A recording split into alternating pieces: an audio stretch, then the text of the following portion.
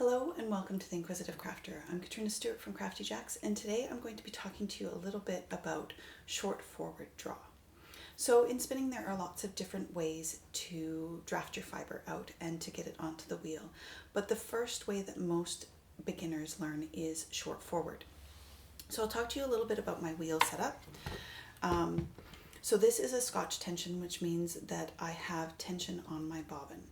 If you have that same sort of setup, that's a Scotch tension. The drive band is here on the whirl, and so that is the basic setup of the top part of your flyer. Now, I already have my leader pulled through my orifice, and I have already adjusted my tension. But the way that you adjust your tension is to loosen it off, and then as you spin your leader, slowly add tension to your leader so that you feel a slight pull from your wheel. You want just enough tension from your wheel to draw that fiber away from you and onto your bobbin. And so the better that you can sort of feel that, and sometimes it's a matter of treadling for a little bit and pulling it back out and feeling whether or not you have enough uptake. And if you don't, adding just a little bit of tension slowly and evenly, but just a little bit at a time until you have a good uptake without it ripping out of your hands. As far as fiber, choose something that's fairly easy. Corriedale or Targhee are really easy beginner fibers. I have a little bit of a braid here. I've just pulled a section off, and I have actually already split it into smaller sections. And the reason that you do this when you're first learning how to spin is that it just makes it easier to have smaller sections of fiber that you're working with rather than bigger. The other thing that you can do with your fiber is give it a little shake. And this just helps loosen up any parts where there might have been a little bit of compacting or felting in the dyeing process. You can pre-draft it by pulling your fiber out, and that just makes it a little bit easier to spin when you're going to spin. Now, as with all things spinning, there are two directions that you can spin your singles. You can spin them clockwise or you can spin them counterclockwise. The general rule of thumb is that you spin your singles clockwise and you apply counterclockwise. Now, this is not a hard and fast rule. The reason that there's this general rule is so that you never forget which direction you spun your singles in, so that you can always ply in the opposite direction.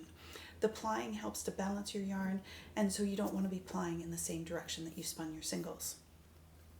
So for me right now, I'm going to spin my singles clockwise. So I just get my wheel going in the clockwise direction. My leaders all have a little loop on them. I pull a little bit of that fiber through that loop and fold it over. Now, from spinning the wheel to get that tension right, I have a little bit of built up twist, and so sometimes I will let that twist go into my fiber supply to secure that fold so that I don't have to worry about it once I start spinning. And then short forward, you want to make sure that you are familiar with your staple length of your fiber. So you can pull a small section of your fiber out of your staple, or of your fiber supply, and you can take a look and see that this is a few inches long. So I want to make sure that my hands are that far apart. The fiber supply hand is far enough away from the drafting hand that I'm not holding both ends of the fiber supply. Because if I'm holding both ends of the fiber supply, I'm going to have a really difficult time drafting. So the other thing that you want to make sure is that you don't have a death grip on your fiber. So often we're so scared of that fiber ripping out of our hands that we hold on to it really tight. So you just want that fiber supply hand to be really, really gentle. The reason I refer to it as a fiber supply hand and a drafting hand is because everybody's different. Some people will have their left hand forward for the drafting and other people will have their right hand forward. It's generally speaking your dominant hand that is drafting, and it is your non-dominant hand that is holding your fiber supply. So for me, my dominant hand is right, and that is the hand that I'm using to draft my fiber. And all I'm doing is pulling a little bit of that fiber out and smoothing it back. And so I'm just pulling it out and smoothing it back. My fiber supply hand doesn't move. It's just there as support to give me something to pull against so that I'm drafting out that fiber. The more consistent you can be, the smoother your yarn will be. And the other thing that you want to keep in mind is that you only want to pull 2/3 of your fiber supply out at a time. So you only want to pull 2/3 of that fiber supply length out at a time.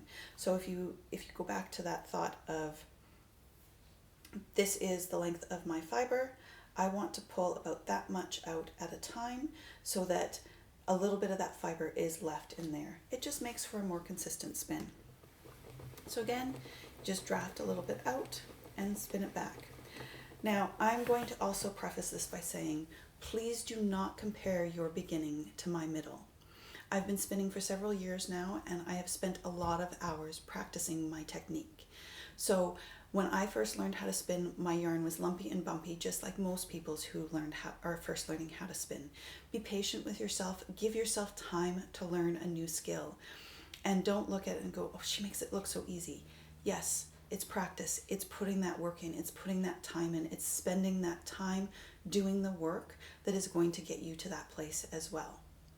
So I hope that that gives you an idea of how to do short forward draw.